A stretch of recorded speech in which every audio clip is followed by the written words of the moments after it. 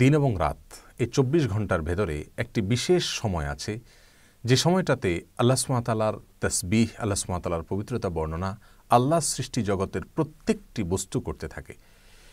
এই ২৪ ঘন্টার ভেতরে অন্য আর কোনো সময় পাওয়া যায় না যে সময় আল্লাহ সৃষ্টি জগতের সকল বস্তু আল্লাহ সুবহানাহু ওয়া তাআলার গুণকীর্তন করে, আল্লাহ সুবহানাহু ওয়া তাআলার পবিত্রতা বর্ণনা করে। কোন সে সময়? যে সময় আল্লাহ সুবহানাহু ওয়া তাআলার গুণকীর্তন করার জন্য আল্লাহ সুবহানাহু ওয়া তাআলার সৃষ্টি জগতের সকল সৃষ্টি এক যুগে তারা একত্রিত হয় এবং সবাই এক যুগে আল্লাহ সুবহানাহু ওয়া তাআলার গুণকীর্তন করে যার যার অবস্থান থেকে। প্রিয় দর্শক, এই বিষয়ে ইবনে সুন্নি একটি হাদিস বর্ণনা করেছেন আমলুল ইয়াউমি ওয়াল লাইলাতে, এবং সেই হাদিসটিকে সহিহুল জামেতে সহিহ সূত্রে বর্ণিত বলে মন্তব্য করা হয়েছে। সে হাদিসে রাসূল আকরাম সাল্লাল্লাহু আলাইহি ওয়াসাল্লাম ইরশাদ করেছেন, মা তাস্তাকিল্লু শামস ফায়াবকা শাইউম মিন খালকিল্লাহি ইল্লা সাব্বাহা ইল্লা মা কানা মিনাশ শায়াতিনি ওয়া আগবিয়াউ বনি আদম। অর্থাৎ সূর্য যখন একটু উপরের দিকে উঠতে শুরু করে, সামান্য আস্তে আস্তে করে উপরের দিকে উঠতে শুরু করে, এই সময়টাতে আল্লাহ সুবহানাহু ওয়া তাআলার সৃষ্টি জগতের যত সদস্য আছে, যত বস্তু আছে, এই সকল সৃষ্টি সকলে মিলে আল্লাহ সুবহানাহু ওয়া তাআলার তাসবিহ পাঠ করে, সকলে আল্লাহ সুবহানাহু ওয়া তাআলার তাসবিহ করে, পবিত্রতা বর্ণনা করে। কোনো কোনো বর্ণনা আসছে সুবহানাল্লাহি ওয়া বিহামদিহি, আল্লাহ তাসবিহ এবং প্রশংসা উভয়টা করে, অর্থাৎ আল্লাহ তাআলার প্রশংসা করে এবং পবিত্রতা বর্ণনা করে।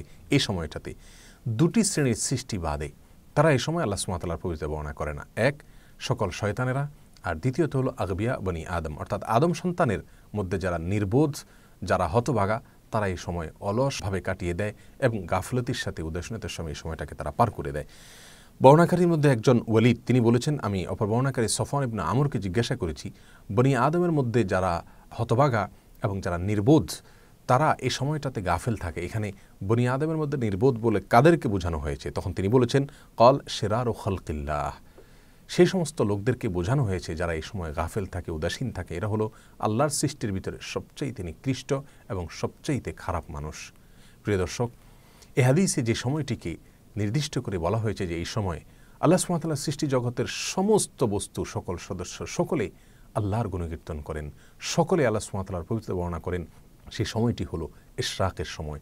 সূর্য যখন কিছুটা উপরের দিকে উঠে, মাথা পরিমাণ বা তার চাইতে কিছু দূর আরও উপরে উঠে যায়, সেই সময়টাতে ইশরাকের সালাতের যে সময়টা আল্লাহ সুবহানাহু ওয়া তাআলার কাছে অত্যন্ত গুরুত্বপূর্ণ, সেই সময়টাতে আল্লাহ সুবহানাহু ওয়া তাআলার সকল সৃষ্টি জগতের তরুলতা সব কিছু আল্লাহ তাসবিহ বর্ণনা করে। কোরআনে কারিমে সূরা ইসরাতে আল্লাহ সুবহানাহু ওয়া তাআলা বলেছেন, ওয়া ইম মিন শাইইন ইল্লা ইউসাব্বিহু বিহামদি, পৃথিবীতে এমন কোনো বস্তু, এমন কোনো জিনিস নাই, এমন কোনো সৃষ্টি নাই যে আল্লাহর তাসবিহ বর্ণনা করে না। প্রিয় দর্শক, আর সেই তাসবিহ এক এক সময় হয়তো তাসবিহ বর্ণনা করে, কোনোটি হয়তো সারাক্ষণ তাসবিহ বর্ণনা করতে থাকে আল্লাহ সুবহানাহু ওয়া তাআলার, কিন্তু এই সময় নির্দিষ্ট করে হাদিসের আলোকে বোঝা গেল সকল সৃষ্টি জগৎ একসঙ্গে আল্লাহ সুবহানাহু ওয়া তাআলার পবিত্রতা বর্ণনা করে, এমনকি আল্লাহর নেককার বান্দারাও সেটাতে শামিল হয়, শুধুমাত্র শয়তান এবং মানুষদের মধ্যে যারা অলস বা গাফেল তারা ব্যতীত।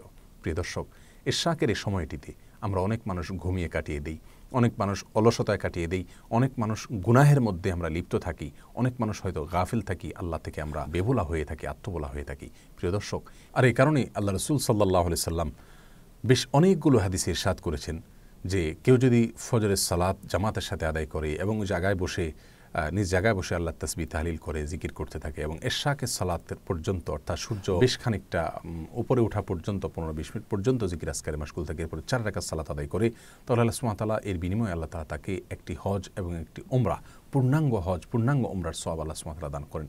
আরও অনেক ফজিলতের কথা আসছে, কোন কোন হাদিসে আসছে যে এই 4 রাকাত সালাত আল্লাহ সুবহানাহু ওয়া তাআলা এর বিনিময়ে তার শরীরের প্রত্যেকটি অঙ্গ প্রত্যঙ্গের পক্ষ থেকে কাফারা বা আল্লাহ সুবহানাহু ওয়া তাআলার কৃতজ্ঞতা আদায়ের সওয়াব আল্লাহ সুবহানাহু ওয়া তাআলা দান করেন এই 4 রাকাত সালাতের মাধ্যমে। আরও অনেক ফজিলতের কথা বর্ণিত হয়েছে। প্রিয় দর্শক, অতএব ইশরাকের এই সময়টি আমাদের জন্য খুবই গুরুত্বপূর্ণ। এই সময়টাকে আমরা যথাসম্ভব আল্লাহর ইবাদতে মাশগুল থাকি। যদি আমরা ব্যক্তিগত কার্যক্রমে মাশগুল থাকতেও হয়, তবু আল্লাহর জিকির, আল্লাহর স্মরণ যেন আমাদের মাথায় থাকে, সে বিষয়টিকে খেয়াল করি।